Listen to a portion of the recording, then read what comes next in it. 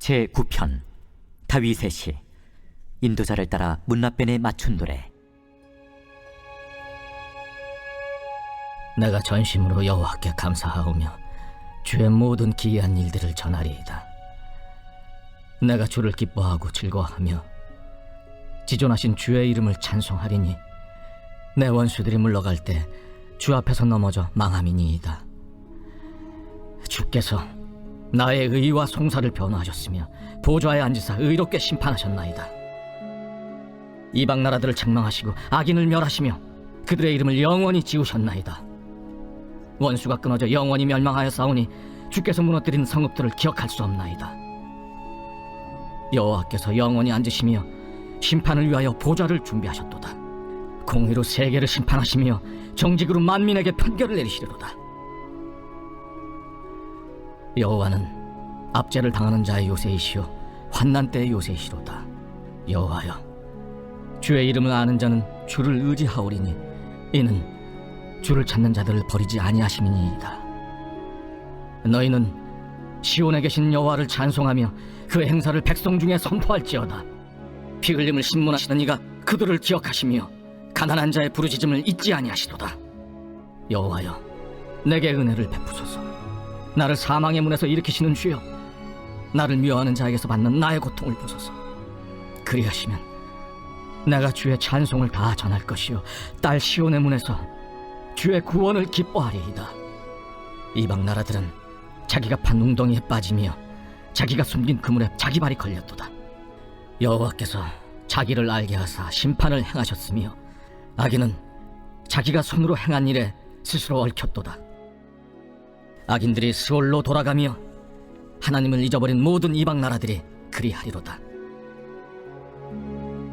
궁핍한 자가 항상 잊어버림을 당하지 아니하며 가난한 자들이 영원히 실망하지 아니하리로다. 여호와여, 일어나사 인생으로 승리를 얻지 못하게 하시며 이방 나라들이 주 앞에서 심판을 받게 하소서. 여호와여, 그들을 두렵게 하시며 이방 나라들이 자기는 인생일 뿐인 줄 알게 하소서. 아멘. 할렐루야. 오늘도 하나님의 은혜와 평강이 우리 모든 성도님들에게 가득 넘치기를 간절히 축원드립니다. 아멘.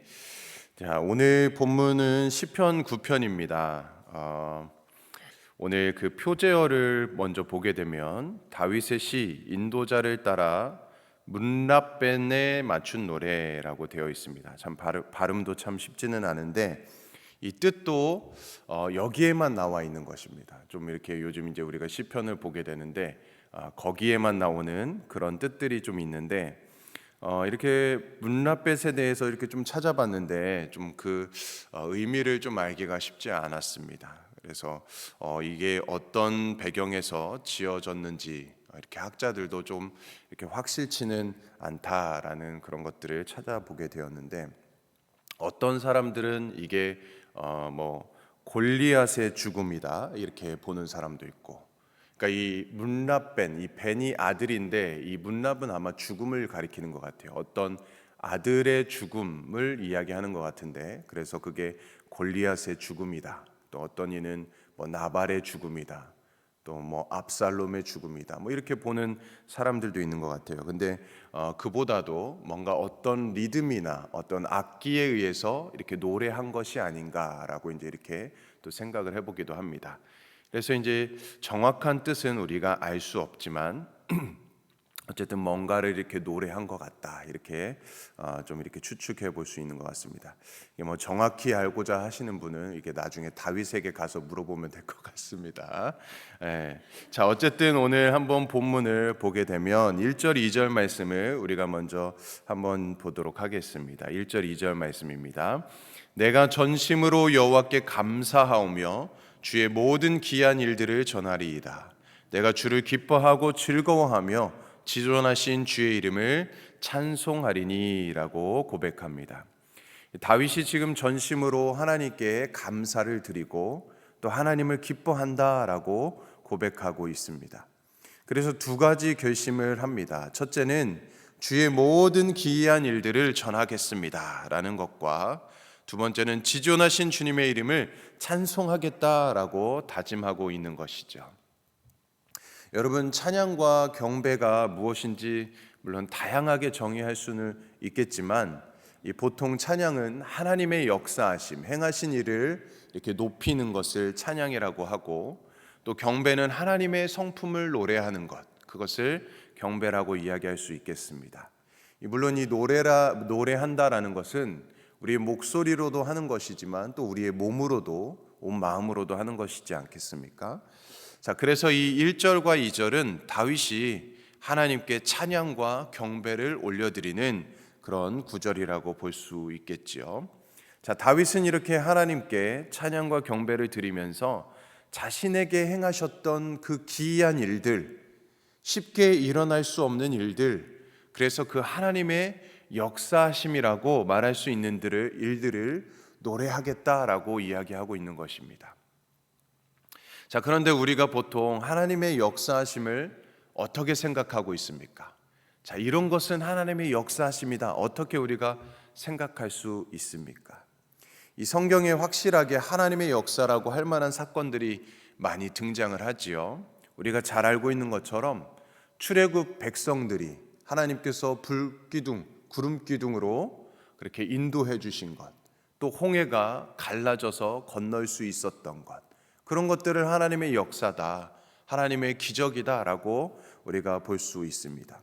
또 히스기야처럼 예루살렘을 포위하고 있는 그 18만 5천 명의 군대를 하루아침에 하나님께서 물리치셔서 승리케 하신 그런 것 또한 하나님의 역사라고 말할 수 있겠지요. 또 나아만처럼 죽을 병에 걸렸는데 선지자의 말을 따라서 순종하여서 요단강에 몸을 씻어서 병이 나은 것 또한 하나님의 놀라운 역사다라고 바라볼 수 있을 것입니다.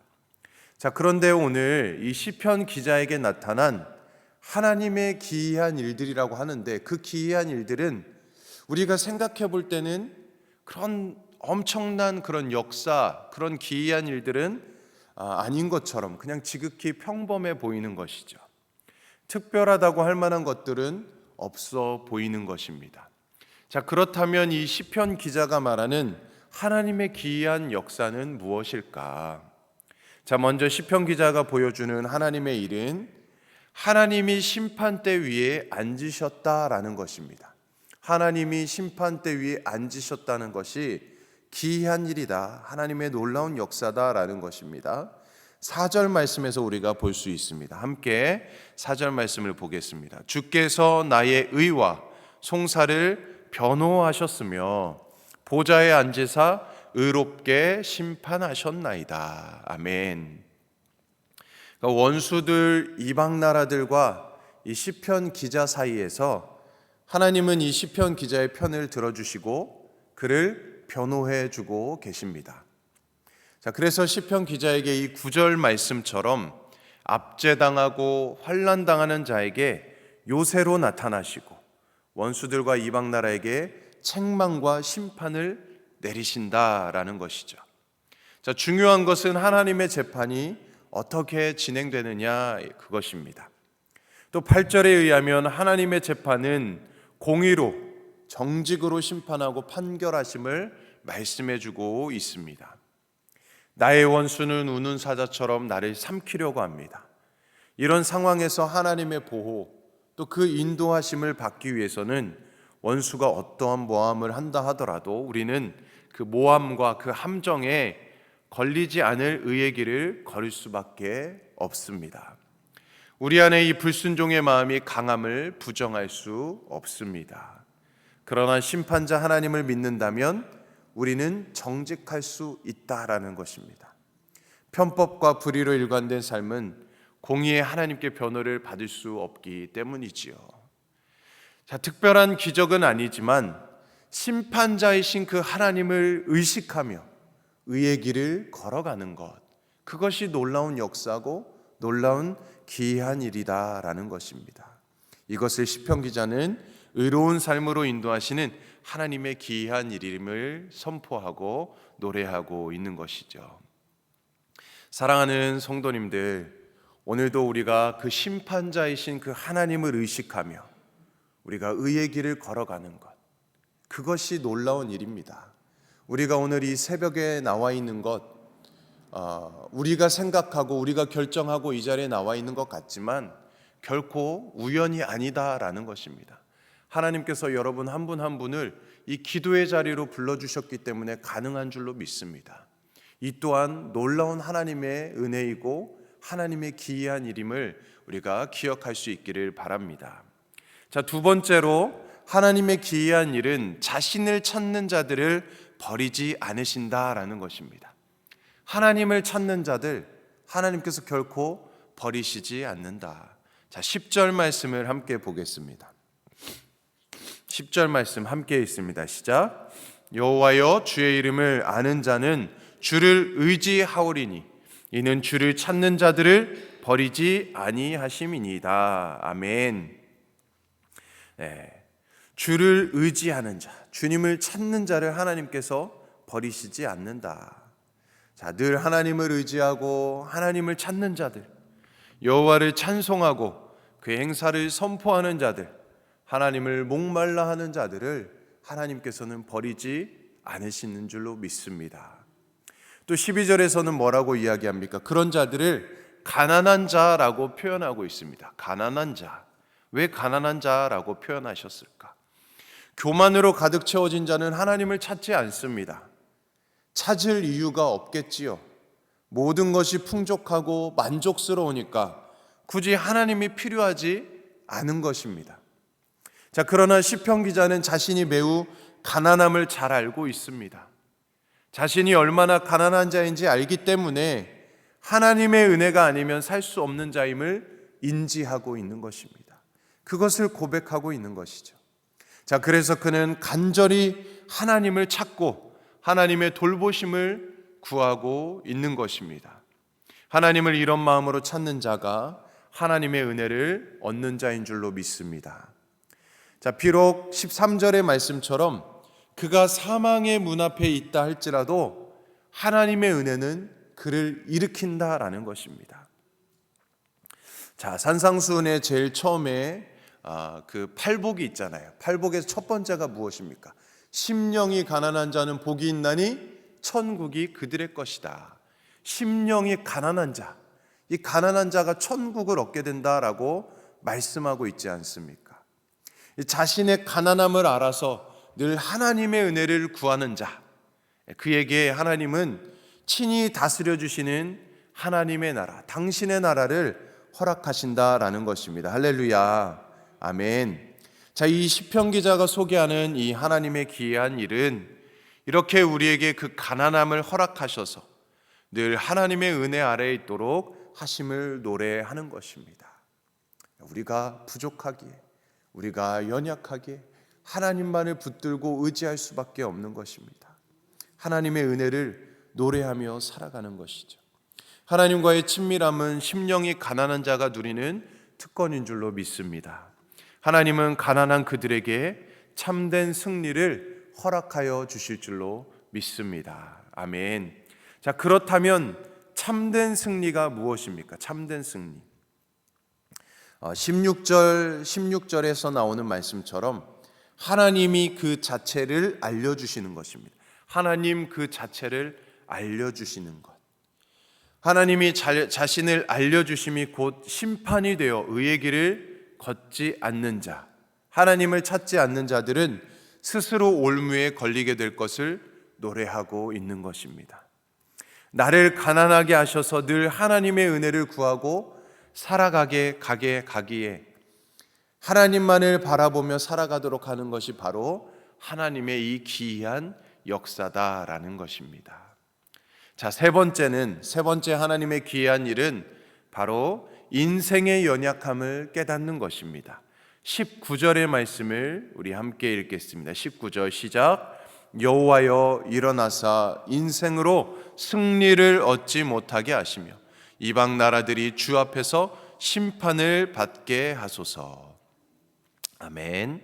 자, 하나님을 섬긴다고 하지만 우리는 늘 인생을 더 섬기려고 합니다. 우리 자신의 인생을 더 섬기려고 합니다. 인생이 주는 그 쾌락, 인생이 주는 그 즐거움과 만족, 그 평안함을 따라 살아가려고 합니다. 인생을 섬긴다는 것이 이 짧은 인생이 마치 영원할 것처럼 여기며 살아간다라는 것이죠. 인생을 섬기는 사람들은 모든 사람이 죽을 수밖에 없음을 생각하지 못하는 것입니다.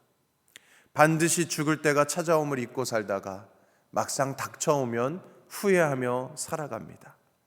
인생은 죽을 수밖에 없음을 인식할 때 비로소 사라지는 것이죠. 인생이 연약함을 알 때에 비로소 하나님의 위대함을 알게 되는 것입니다. 인생의 연약함을 알 때 하나님의 위대함을 아는 것, 그것이 기이한 역사다라는 것이죠.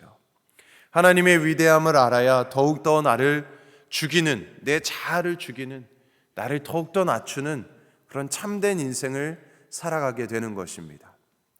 주님께서 십자가를 지신 이유가 바로 여기에 있는 것이죠. 자기를 죽기까지 복종하셔서 우리를 구원하신 우리 예수 그리스도, 그래서 십자가를 짊어주신 것입니다. 자, 그러므로 오늘 시편 9편의 말씀을 통해서 하나님께서 우리에게 행하신 이 귀한 일을 우리가 믿음의 눈으로 바라볼 수 있기를 바랍니다. 우리의 삶 가운데에 어떤 홍해가 갈라지고 불기둥 구름기둥 이런 병이 막 고침을 받고 깨끗이 씻음 받고 그런 놀라운 기적이 역사가 우리 삶 가운데 일어나지 않아도 하나님의 심판대에서 앉아서 우리를 돌아보아 주시고 또 하나님의 자기를 찾는 자를 그 부르짖음을 결코 버리지 않으시고, 하나님은 인생의 연약함을 우리를 깨닫게 하셔서 날마다 하나님께로 나아오게 하는 것, 이 일을 통해서 하나님은 우리가 온전히 하나님을 의지하고 믿고 따르고 오직 믿음으로 살도록 하신 그 놀라운 역사이자 기이한 일임을 우리가 믿음의 눈으로 바라볼 수 있기를 바랍니다. 그러므로 우리에게 이 기이한 일을 행하신 하나님께 오늘도 우리가 더욱더 감사하며 더 기뻐하시며 하나님께 합당한 찬양과 경배를 올려드리시는 저와 여러분들의 삶이 될 수 있기를 주님의 이름으로 간절히 축원드립니다. 아멘. 오늘도 우리 함께 기도하겠습니다. 하나님 아버지, 우리들이 하나님 없이도 인생을 충분히 잘 살 수 있을 것이라는 그 착각과 오만함에서 벗어나게 하여 주시옵소서. 우리의 인생을 하나님과 더불어 살아가는 것이 가장 복된 것이며 우리의 매일매일을 하나님 앞에 세우는 것이 가장 가치 있는 것임을 잊지 않게 하여 주시옵소서. 하나님, 우리가 매 순간은 하나님의 행하심이 이해가 되지 않아 실망하기도 하고 하나님께서 우리를 외면하시는 것 같아 두려움을 느낄 때도 있지만 우리의 삶을 돌아보면 하나님의 세심한 손길로 인도하여 주심을 감사를 드리지 않을 수 없음을 고백합니다. 하나님, 우리가 어떠한 놀라운 역사, 어떠한 놀라운 기적을 보지 않아도 하나님께서 오늘도 우리를 말씀의 자리, 기도의 자리로 인도하여 주시고 우리가 하나님의 은혜 가운데 하루하루 살아가는 것이 놀라운 기적이며 역사이며 기이한 일인 줄로 믿습니다. 우리가 날마다 믿음의 눈으로 바라보게 하여 주시옵시고 우리가 믿음으로 하나님께 찬양과 영광을 올려드리는, 고백하며 살아가는 우리의 삶이 될 수 있도록 인도하여 주시옵소서. 오늘도 우리에게 허락하여 주신 이 하루, 우리 마음과 정성과 뜻을 다하여서 우리 각자의 자리에서 우리에게 주신 귀한 직분과 사명과 우리의 모든 소명을 주님께 영광 올려드리며 잘 감당하며 살아갈 때 하나님께 잘했다, 착하고 충성된 종이라 칭찬, 상급, 면류관 받는 우리의 삶이 될 수 있도록 인도하여 주시옵소서. 오늘도 우리의 시편을 쓰며 나아갈 수 있도록 하나님 은총 속에 살아가는 그런 하루가 되게 하여 주시옵소서. 감사드리며 예수님의 이름으로 간절히 기도드리옵나이다. 아멘. 오늘은 오세아니아 아시아 선교를 위해서 기도합니다. 우리 호주 한진구 최현실, 일본 마크레이체, 일본 히로시마교 이상훈 장미숙, OMS 선교회 최춘호 선교사님을 위해서 기도해 주시고, 또 우리 교회를 위해서, 우리 가정, 또 우리 일터를 위해서, 우리 개인의 기도 제목을 위해서 우리 함께 기도해 주시기 원합니다. 특별히 오늘은 수요 저녁 예배가 있습니다. 모든 예배 가운데 성령의 임재로 충만하도록 함께 우리 주님의 이름 세 번 외치며 간절히 기도하겠습니다. 주여!